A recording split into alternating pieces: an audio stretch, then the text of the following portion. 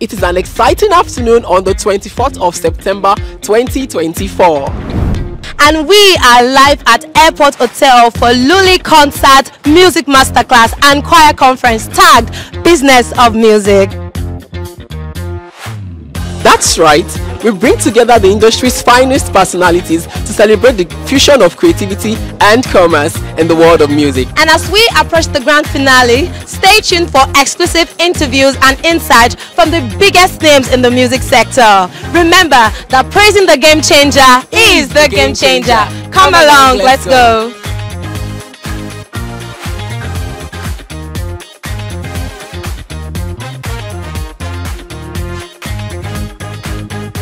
Okay, so I talked about the alignment of the music ministry to the church values and goals. That was my topic, and the summary of it is first to find out what the goals of the church is, which is prayer, the word, saving souls, and bringing people to the knowledge of the truth, and then the music ministry alongside that, in the sense that people can serve not just physically, but be able to serve online also, because the average music minister is probably, if the person is already busy, they are likely going to get engaged on Sundays more, which means that you might not see them physically. So if you're always thinking of service in the line of just being physically present, then you can miss out on their service, because there's so much more to do if they can connect online. Yeah, that's true. You guys are putting us on our toes, and that is fine.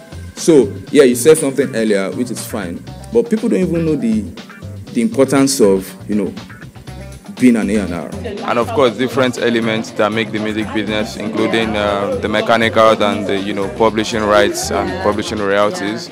And of course, what to do when a problem arises, and how to make a proper decision as creatives, as creatives and as creative consultants. From the speakers, the fact that we had Mama speaking on behalf of the lady and some things that needs to be changed, Heidi Kapasa was mind-blowing. The lawyer, the other producer guy, they said some certain things that, for me as an artist, I always thought that a manager was needed instead of a lawyer. Do you get the point?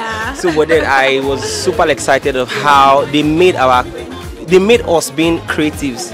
They make us powerful. Like, we are a powerful tool that we need to invest in ourselves to be great. For everyone who want to be like in the nearest future, we need this kind of beginning.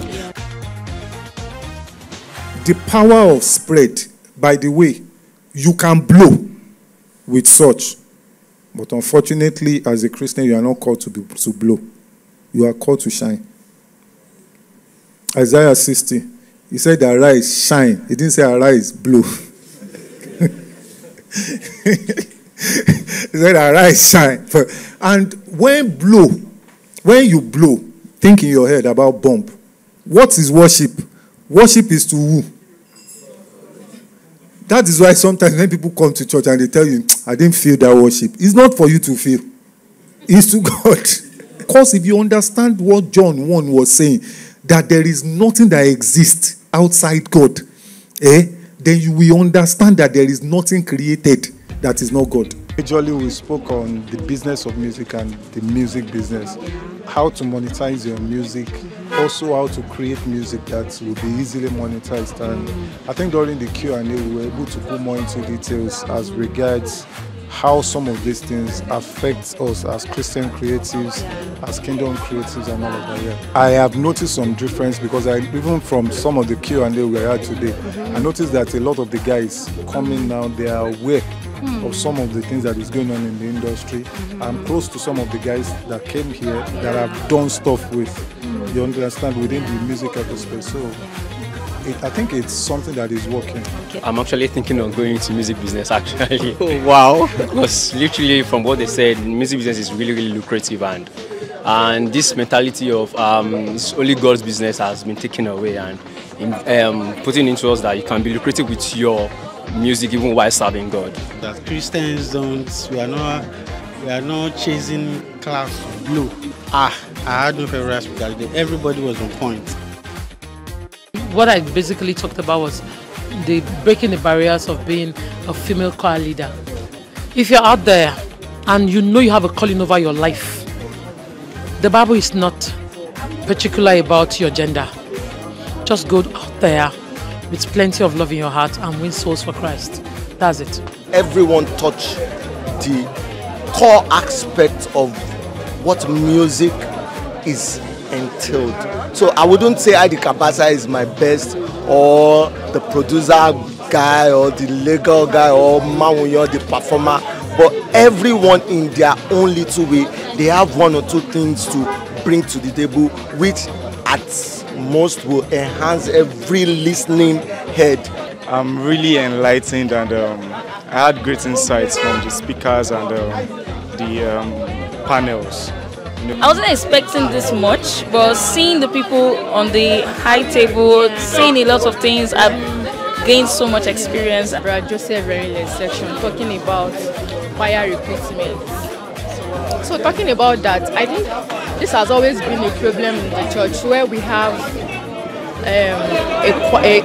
someone comes to the choir leader that the prophet, I got the prophecy that I should join the choir when you are not even musically inclined or fit in that position, and that has always been a problem in the church. And to the glory of God, it has been said that if you don't have the knowledge, you shouldn't be in the choir. In my mind now, I have a lot of things to change in the choir and the lives of my choir members. So I'm excited and I'm happy being here. Heidi Kabasa was top notch. Emmanuel Adedeji, M-Toy was awesome. Mr. Woos, right? He did absolutely well to those questions. I'm touched and I'm blessed. Today I really learned a lot about what happened today. I bless God that I'm here today because I have more knowledge about music and about the choir. I am so very glad to be here, firstly, and I have really learned a lot. It's so very educative and I love it. Thank you to all Luli concert team. So my topic was to talk about the cohesion between choir leaders and the church leadership, because in our church we've had so many frictions and so many, bottlenecks between the choir leadership and the church leadership on the direction of the choir. And these things are things that we need to really understand, because the bottom line is that we are working towards the same goal, which is to propagate the gospel of Christ. If we understand that in its entirety, then we can begin to address every minor issue that might be that might pertain to that. That's. As a chorister, like anything you do in the choir needs to have a positive impact in your spiritual life. I learned about how to sing, how to bring everything up together. Yes, that's super amazing. So who was your favorite speaker today? Heidi Kabasa. Seriously? Yeah. That's really amazing. Thank you. Especially Mr. Heidi Kabasa. I never knew he's so enlightened and insightful at the same time.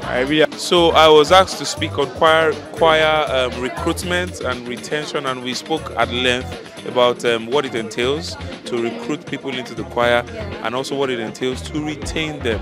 So that's super amazing. For the we find that people were even more than the capacity of the hall. So I think it's a major milestone.